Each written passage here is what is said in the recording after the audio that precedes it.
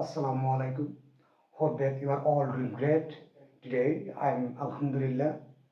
Today's videos I'm going to share with you an important and most valuable sentence for learning English and most important topic. Hope that you will be very benefited. So keep eyes on my video and keep watching the video until finish the video. So let's get started the video. আমরা প্রতিদিনই দৈনন্দিন জীবনে অনেক ধরনের কথা বলে থাকি, একজন আরেকজনের সাথে কথা বলে থাকি, একজন আরেকজনের সাথে বাক্য লিখে থাকি, বিভিন্ন ধরনের সেন্টেন্স বলে থাকি এবং লিখে থাকি। তো আজকের ভিডিওতে আমি দেখাবো আপনি ঘরে বসে কিভাবে নিজে নিজে স্ট্রাকচার ফলো করে নিজে নিজে বাক্য তৈরি করতে পারবেন, শত শত বাক্য। ভিডিওটি শুরু করা যাক। আপনাদের সুবিধার্থে আমি এখানে একটা স্ট্রাকচার লিখে রেখেছি এবং কিছু বাক্য লিখে রেখেছি।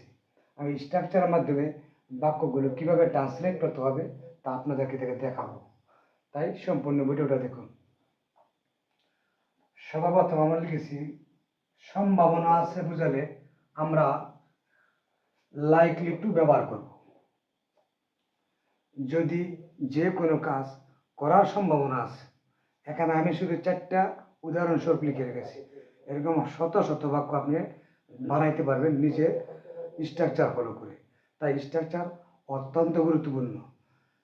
এই স্ট্রাকচার মুখস্থ থাকলে আপনি নিজে নিজে অনেক বাক্য তৈরি করতে পারবেন। নাম্বার 1 স্ট্রাকচার দেখেন, subject plus am is are plus likely to plus ভার্বের প্রেজেন্ট ফর্ম। আমি এখানে B1 দিয়ে রেখেছি। B1 মানে ভার্বের প্রেজেন্ট ফর্ম প্লাস এক্সটেনশন বা অবজেক্ট। এখানে উদাহরণের মাধ্যমে আমরা আরেকটু পরিষ্কার হয়ে যাই। আমার কাজটি করার সম্ভাবনা আছে। তা আমি এর আগে আপনাদেরকে বলেছি সম্ভাবনা থাকলে আমরা ব্যবহার করব লাইকলি টু।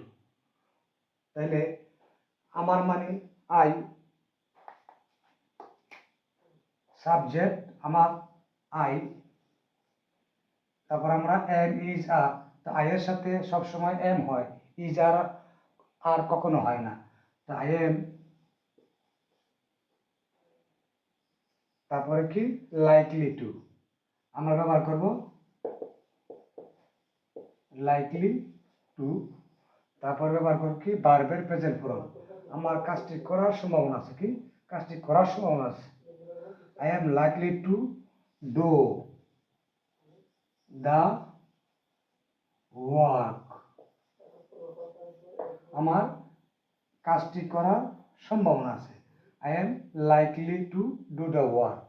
নাম্বার 2, তার রহিমের সাথে কথা বলার সম্ভাবনা আছে। তার মানে সাবজেক্ট আমরা এখানে ধরবো।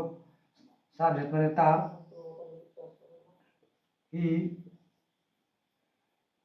এখানে হি এর সাথে ইজ হবে, হি ইজ। তারপর আমরা likely to, is likely two ভার্বের present form Rahim,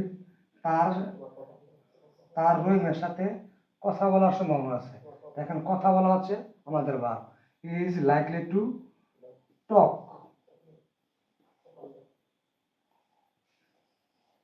with the রহিম।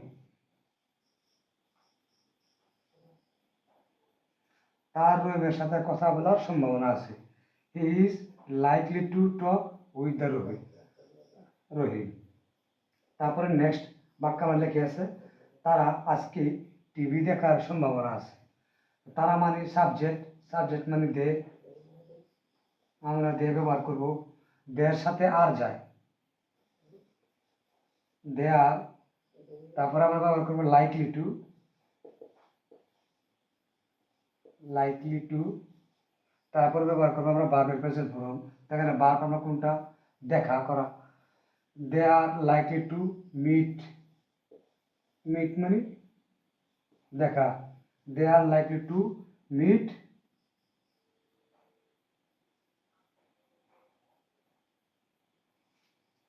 তারা আজকে টিভি দেখার সম্ভাবনা আছে। They are likely to watch, তারা আজকে টিভি দেখার সম্ভাবনা আছে। তো বাক্যটা আমরা এইভাবে করবো, they are likely to watch the TV. Last one, you can see, সে তার বন্ধুর সাথে দেখা করার সম্ভাবনা আছে।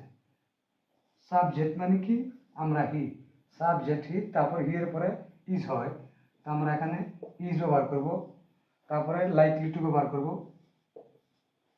লাইকলি টু, তারপরে ভার্বের প্রেজেন্ট ফর্ম, সে তার বন্ধুর সাথে দেখা করার সম্ভাবনা আছে। দেখা করা মানে কি, মিট। প্রেজেন্ট ফর্ম হচ্ছে, প্রেজেন্ট ফর্ম আমরা এখানে দেব, ইজ লাইকলি টু মিট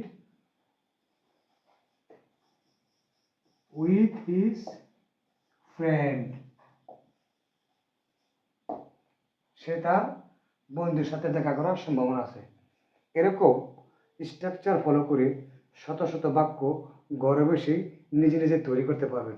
তাই স্ট্রাকচার বাক্য গঠনের জন্য অত্যন্ত জরুরি।